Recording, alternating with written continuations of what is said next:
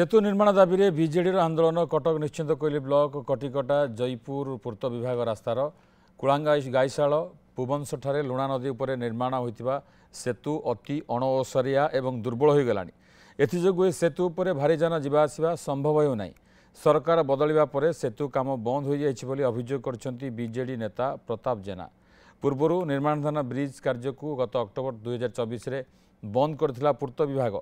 48 कोटी व्यय निर्माणाधीन यह सेतु को दिल्लीर नारायण दास कंस्ट्रक्शन कार्य आरंभ करथिला। 2023 डिसेम्बर में महांगार तत्कालीन विधायक प्रताप जेना शिलान्यास करथिले। यार अटकल मूल्य बढ़िबारु राज्य पूर्त विभाग यह सेतु निर्माण को बंद करथिला। तेबे एपर्यंत कुलंगाईशोल पुबंगसठारे नूतन निर्माण कार्यकारी होनथिबारु बीजेडी याकु नै आज आंदोलन को ओह्लाइछि।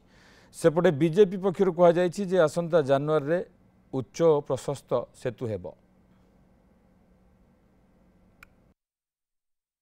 निहाती आवश्यक पोल पुराणा पोल होता से गोटे गाड़ी गला बेलू आ गोटे गाड़ी पास कर पारनी बाली हावा जाए से पोलर अवस्था पूरा संकटापन्न।